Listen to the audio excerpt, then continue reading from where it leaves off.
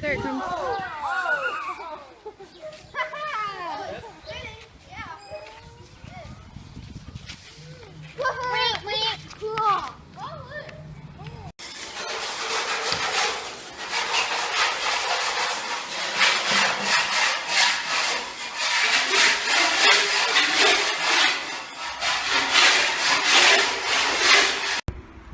A, B, C, D, E, F, G, H, I, J, K, L, M, N, O, P, Q, R, S, T, U, V, W, X, Y,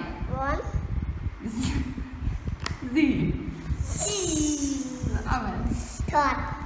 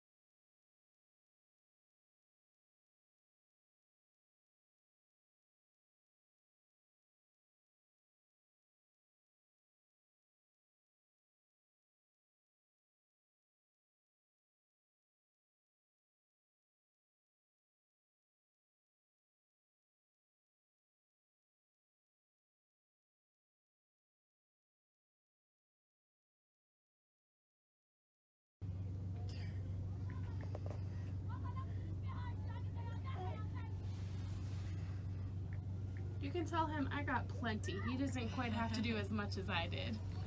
طبعا Just شوي. شوي or more than you did. Less than I did. I got too much. شوف هي حطت كتير تقدر تحط أقل منها شوي. أيوة.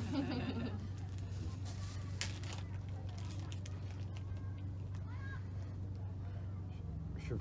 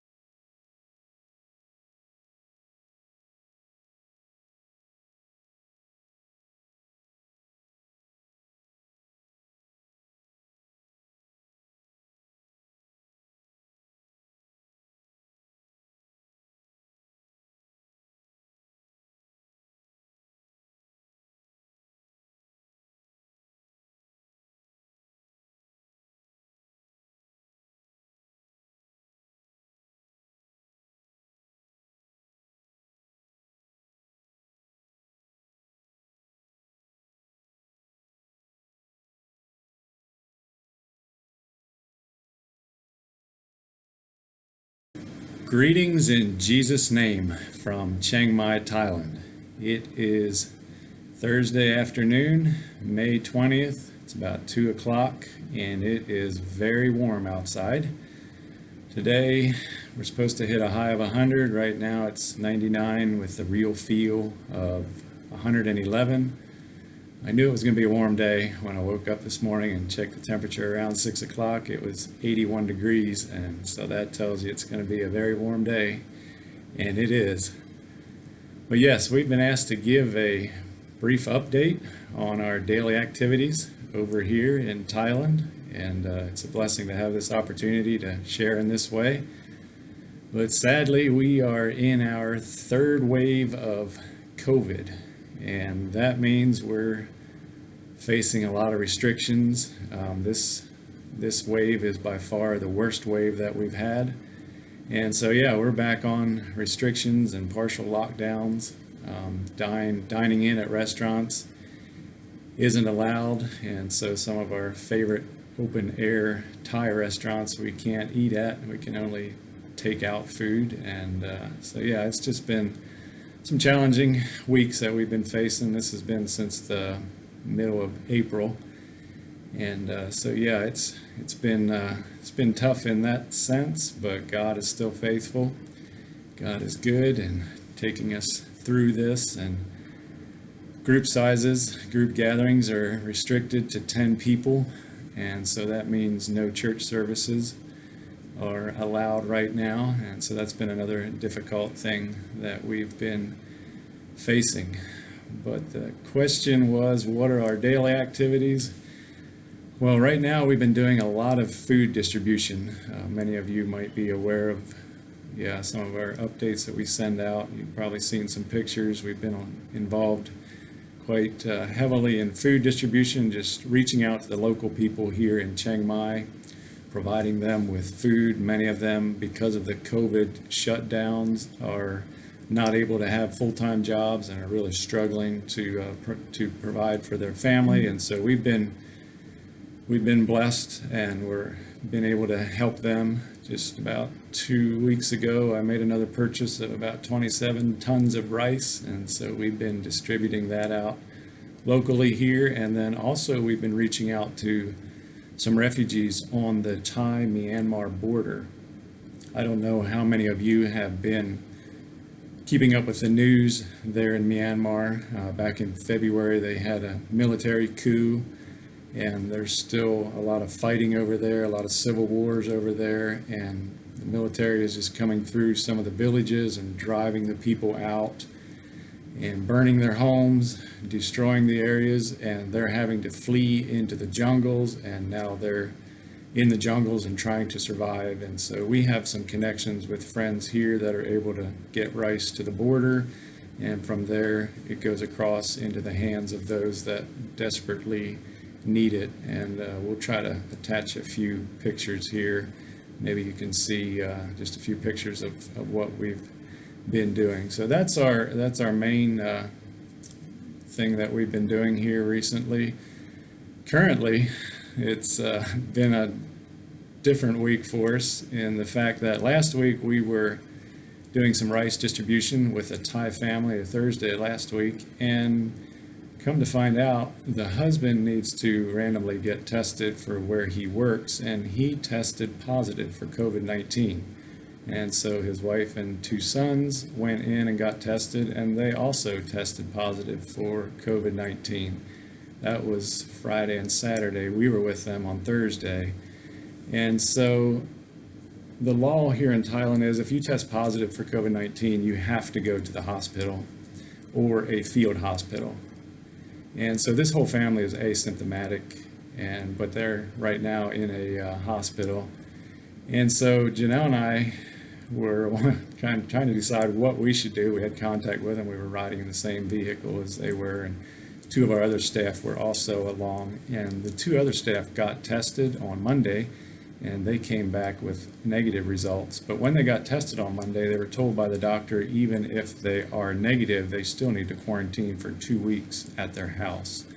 And so Janelle and I decided just to quarantine here at home for 2 weeks and not even go in and get tested. And so we'll be sitting right here in our house for the next several days yet. We'll be in quarantine till May 28th. So we still got about 8 days to go. And so, yeah, it's been a little bit difficult, but we got plenty of things that we can do. We're both working from home here, and we're not bored, that's for sure. We're still got plenty of things going on. But yeah, since August of last year, I've also been working with an organization called SAFE. Their headquarters is in Colorado, and they support a lot of children's homes over here in Thailand, and their field director is still stranded in America. And so I've been managing a lot of their finances and getting out to and seeing some of the children's homes, and hoping that'll open up for me to travel again here soon to get out to a few more and see some of the homes. That's another thing that we're involved in, and also giving leadership to the church here at IGO. Also in August of last year, the pastor family left, and the new pastor family was supposed to come in September. They haven't been able to get over here yet, and so I've been giving leadership there to the church. But Lord willing, the end of this month, I think May 29th, the new family is supposed to land here in Bangkok. They will have to do a 15-day quarantine before they're allowed to come up here to Chiang Mai. But we're really looking forward to having them here.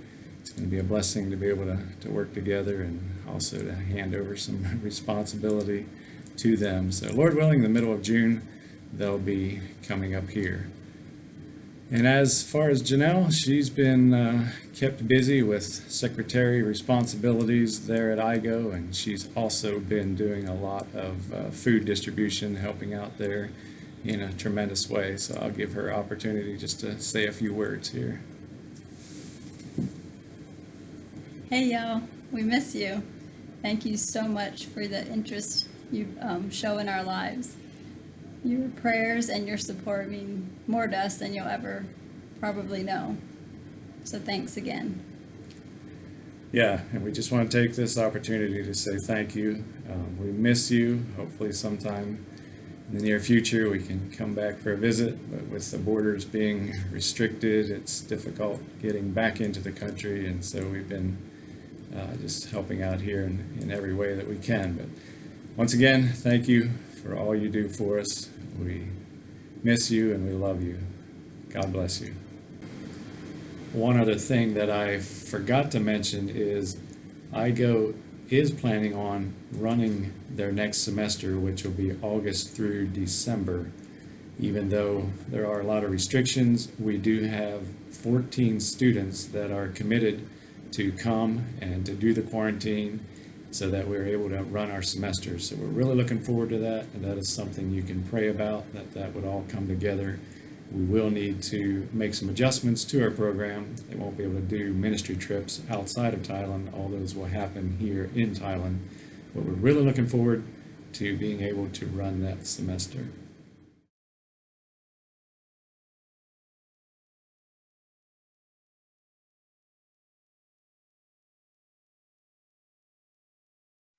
Hi, I'd like to give you a bit of a perspective on what's going on in Northern Ontario these days. COVID has shut down NYP's normal programs. No summer camps, no community-based programs these days.